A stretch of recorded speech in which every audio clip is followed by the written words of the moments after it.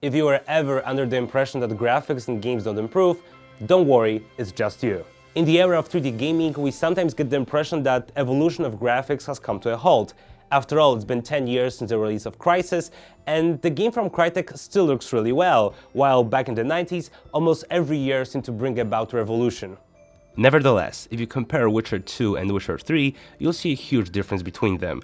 Games like Assassin's Creed 1 or 2 that were once awe-inspiring nowadays look dated, and even series that evolved quite slowly in the graphics department show sign of change, like for example Far Cry, where the third and the fourth installments vary in many ways. If games do evolve visually, why aren't we seeing it? Well, here we can see a process of getting accustomed to visual stimuli, like looking into the mirror every morning. We think that we don't change, but seeing an older photo proves that to be false. While we try not to focus on the graphics too much, with the atmosphere, the story, or the gameplay being the most important elements, deep inside we wish that games would fully utilize the power of our consoles or expensive graphic cards. After all, games like Witcher 3 or Uncharted 4 would certainly be less popular if it wasn't for the top-notch graphics. Okay, but enough with the Uncharteds, the Witchers and such. What games in the near future will bring graphics to a new level and will be forever engraved in our memory? Let's find out. But before we start, I need to mention that 2017 has been so far pretty good.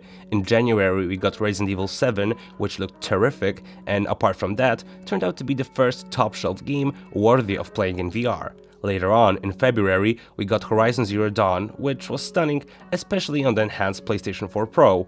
Also, the game was much prettier than its last year's prehistoric counterpart, Far Cry Primal. And what awaits us in the near future? Well, let's find out.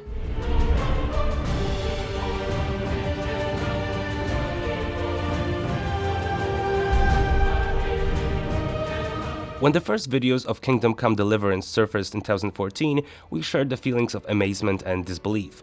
This realistic medieval Czech RPG bordered on what we call photorealistic: dense forests, homely villages, and massive castles. CryEngine was at its best, but not without a few hiccups. Soon after, the early playable versions had several issues with facial or other animations and problems with character models. We still keep our fingers crossed that the developers will improve on those elements, but the chances of that are pretty slim, because the studio still needs to do some work when it comes to gameplay and story elements. The closer Kingdom Come gets to the release, the worse it looks, to be honest. It looks rough and with uninspired writing. To make matters worse, the game isn't special anymore, as it has been nearly 3 years since the first trailer, and many other beautiful games came out in that time.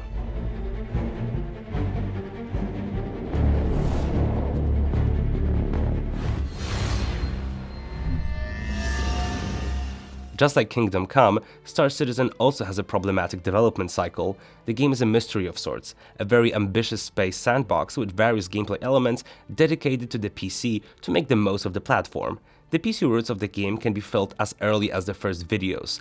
The title looks utterly fantastic. However, it also spawned some controversy.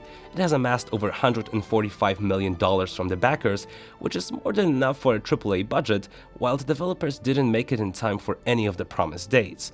As of now, the game is in its 2.6 alpha stage, and despite reasons to be alarmed, the fans are patiently rooting for the title.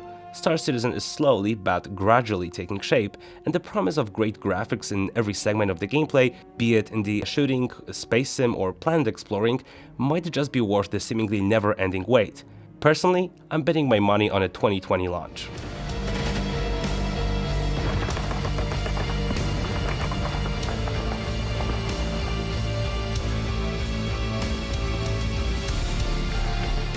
Lucky for us, Escape from Tarkov will come out much sooner than Star Citizen.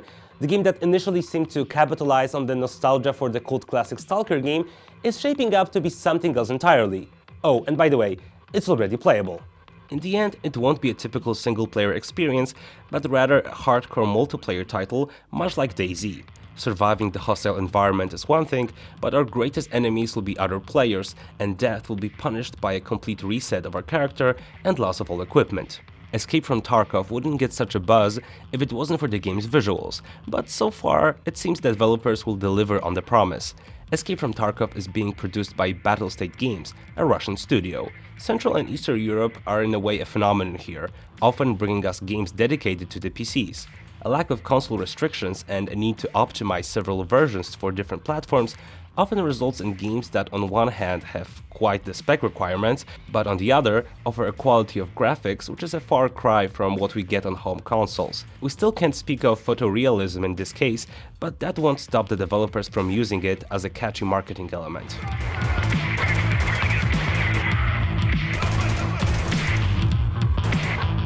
The promise of photorealism, so desired by many and rooted in PC gaming, also became a selling point for the upcoming Get Even from the Polish studio Farm 51. The game was announced as early as 2013 and had quite a stunning trailer, promising yet unseen vistas.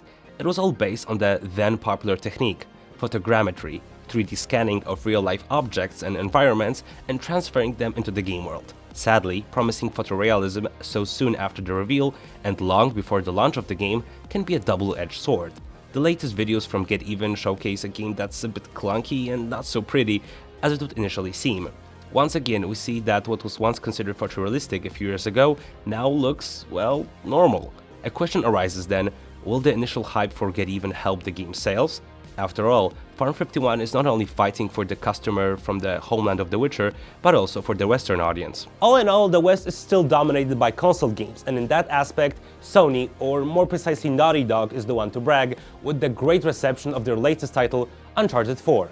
The virtual artists from the Sony exclusive studio have time and time again proved themselves that even on a weaker console, compared to a high-end PC, they can craft genuine technological masterpieces. And that is precisely why so many are eager to get their hands on the upcoming The Last of Us Part 2. After all, the first game was PS3's magnum opus.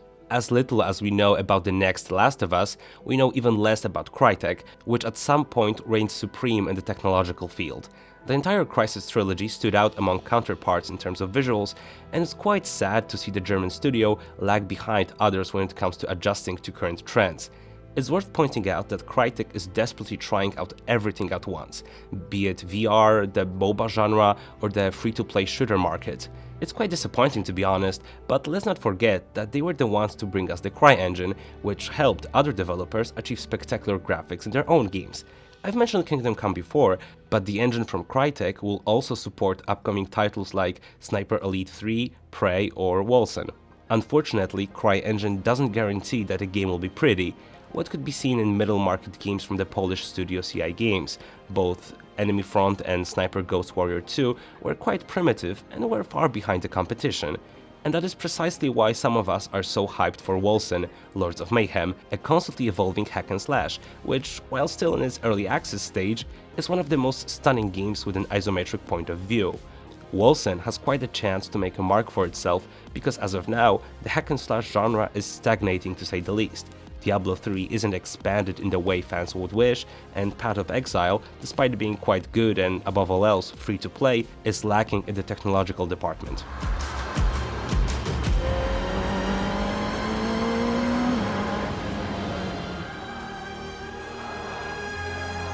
Moving forward, let us not forget racing games, because more often than not, they were the most beautiful games upon release. It all boils down to such a game's specifics. Smaller levels, usually consisting of only one track, no explosions or any distraction system whatsoever. It all results in the developers not having to bother with such things and focus more time and money on polishing the graphics, car models, and life and environmental effects. And speaking of racing games, the title of the most promising game as of now has to go to Gran Turismo Sport. The game that was announced a while back is slowly heading to PlayStation 4 with beta tests just around the corner. The newest Gran Turismo aims to push PlayStation 4 Pro to its limits with 4K support, HDR, and the use of PlayStation VR. And so, to end on a high note, and my personal favorite, I would also like to mention Cuphead. In contrast to other games in this video, this one won't be a 3D game, but a 2D shoot-'em-up, which at the same time is a love letter to pre-World War II animations. The game has unique character designs, a surrealistic setting, and fluid graphics, which blur the lines between animation and game. However, Cuphead's style is something else entirely, which I'll save for a different day. And that concludes my list of upcoming games that will set the bar higher for graphics in the near future. The surprising success of PlayStation 4 Pro showed us that, contrary to popular belief, console gamers are eager to have the best graphics available. In less than 3 years since the start of the current console generation, we have witnessed a partial upgrade of systems. On a similar note, Microsoft is gearing up for an announcement of their own enhanced system, the enigmatic Scorpio, the newest version of Xbox One. It's quite obvious that the corporation from Redmond won't miss out on the chance to use the system to showcase its upcoming exclusive titles, the same way Sony has with the previously mentioned Horizon Zero Dawn. So, to sum up, as of now, we're witnessing two trends: the fastest console upgrade in history and a large number of upcoming PC-exclusive games that stand out amongst competition in terms of visuals. Those trends will eventually result in a visible improvement of graphics, but on the other hand, which is less fortunate for us gamers, a need to get enhanced systems or new graphic cards. Nevertheless, change is coming and it feels pretty darn good. I'm Jordan, thanks for watching, and stay tuned at GamePressure.com.